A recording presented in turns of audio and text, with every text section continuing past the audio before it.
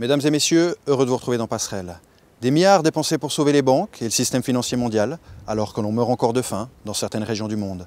Comment en est-on arrivé là et que peut-on espérer de l'économie à laquelle nous participons tous, parfois bien malgré nous?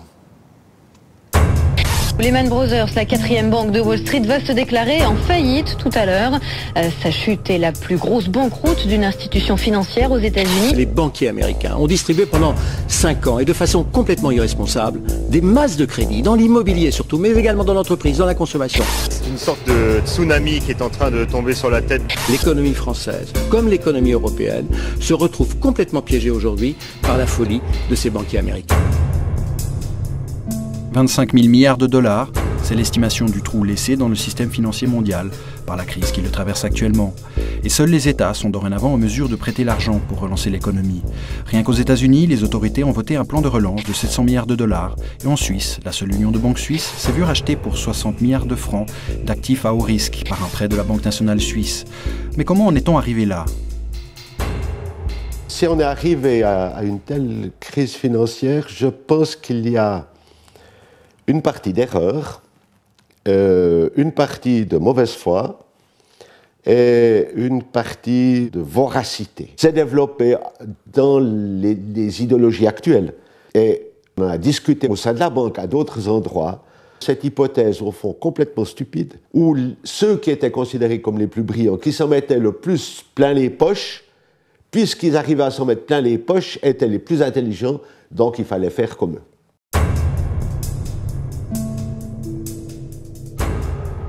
Non, il ne s'agit pas de malhonnêteté, il s'agit de la nature humaine, puisqu'on parle d'une émission un peu théologique, on peut parler de ça, qui est que l'homme est animé par la recherche du profit, et donc les banquiers ne font pas exception, et les gens qui s'endettaient aussi, et donc tout le monde a été pris dans cette spirale.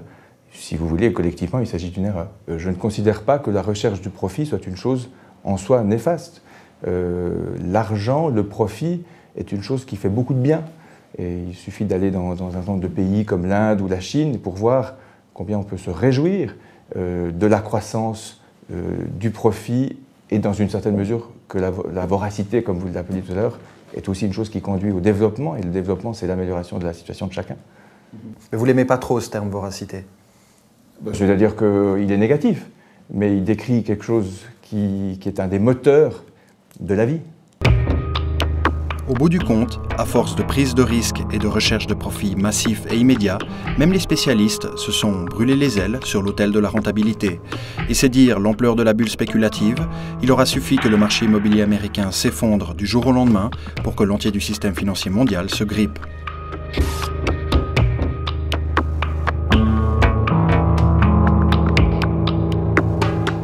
Votre sentiment par rapport à cette crise économique? C'est affreux, c'est épouvantable. C'est épouvantable, punition divine. Mais on ne pouvait pas l'éviter. La prise de risque a des limites. Il y a toujours un équilibre entre le risque et la rentabilité. L'excès de rentabilité a forcément amené à des risques disproportionnés. Et tout le monde doit en souffrir maintenant. Et surtout les attentes des marchés financiers, entre autres aux États-Unis, qui demandent des rentabilités qui ne peuvent qu'amener à prendre des risques disproportionnés. C'est exactement ce qui s'est passé. UBS a voulu satisfaire aux exigences de rentabilité des concurrents américains. On ne pouvait pas faire autrement.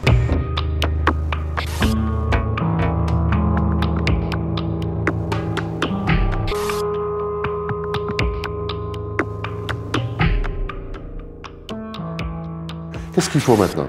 Il faut qu'on fasse le plus vite possible les choses. Il faut qu'on ait le gain le plus rapidement possible. Le restant ne s'en occupe pas. L'homme n'est plus au centre. Si on prend Adam Smith, si on prend Jean-Baptiste Say, qui étaient des gens qui voulaient un certain libéralisme, derrière le libéralisme qu'il y avait des entrepreneurs. Des entrepreneurs qui créent quelque chose. Tandis dans le système dans lequel on s'est trouvé maintenant, on a un néolibéralisme pur, et puis finalement, il n'y a rien qui s'est créé. Donc vous jugez sévèrement les banquiers aujourd'hui? Pas seulement les banquiers, mais tout le monde finalement, parce qu'on est tous responsables à quelque part. On a aussi su profiter, mais il me semble qu'il y en a qui portent plus la responsabilité que d'autres. Entre autres, des banquiers, c'est un peu facile de dire des banquiers, mais enfin c'est des gens qui, à un moment donné, ou certaines personnes d'entre eux en tout cas, ont cherché à faire du profit avant tout. Pendant longtemps, les actionnaires ont gagné beaucoup d'argent.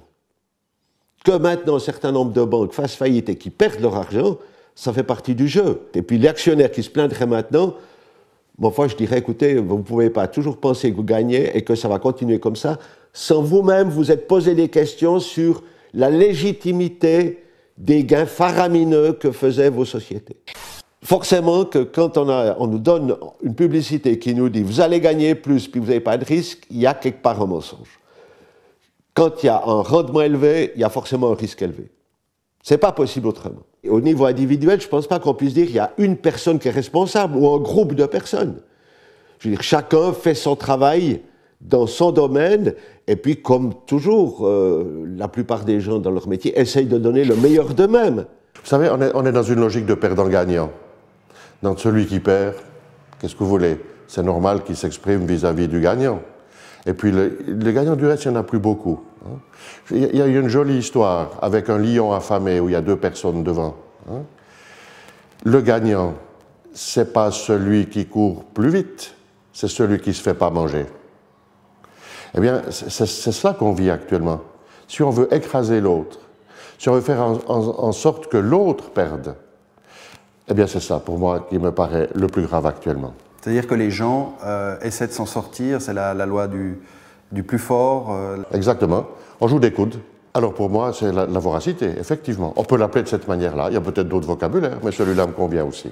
Je vais être un peu cynique, je ne pense pas que ça va changer fondamentalement les choses, puisqu'à la base, les marchés financiers sont le fait d'individus, et on revient à la question de la nature humaine, et que celle-ci ne va pas changer. Vous pouvez regarder ce qui se fait passer avec des grosses banques internationales. Donc on cherche le profit immédiat. Le secteur financier est caractérisé par ça, en général, absolument. Moi qui ai été formé à Wall Street, je le connais bien et je peux que le confirmer.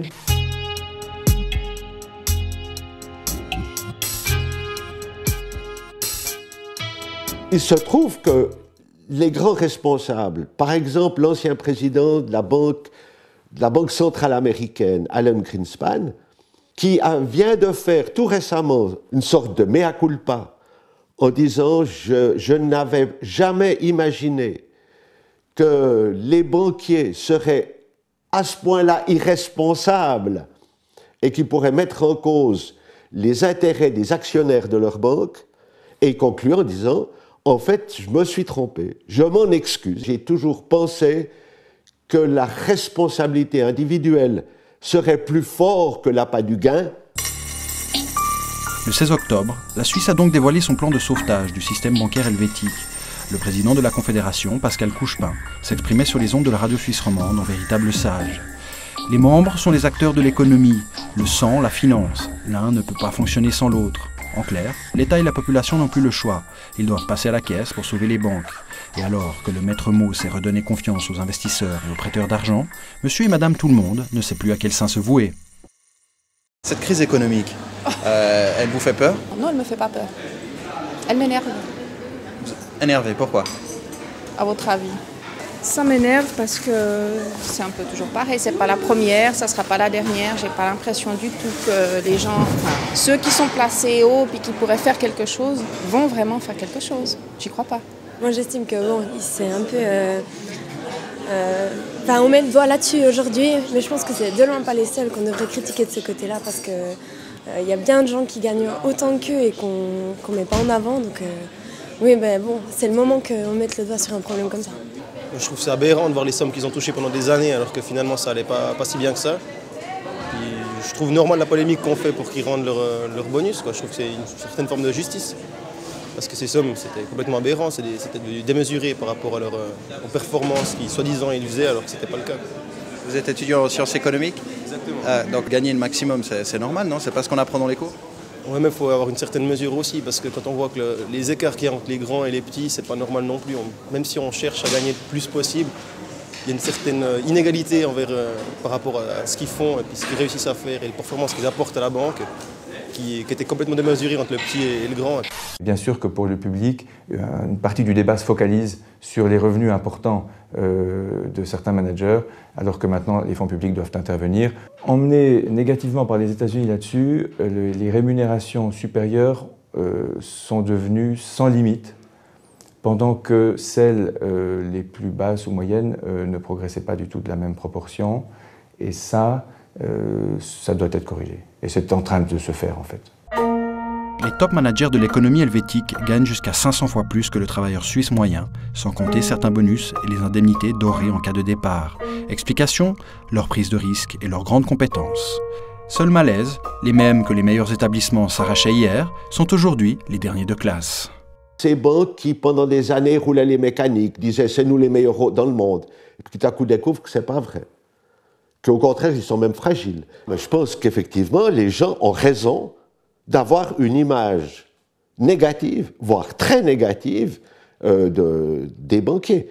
Toute bulle spéculative a forcément un élément inhérent d'inégalité qui est choquant. Il n'y a pas l'ombre d'un doute que certains banquiers s'en sont mis les poches au-delà de l'imaginable, même.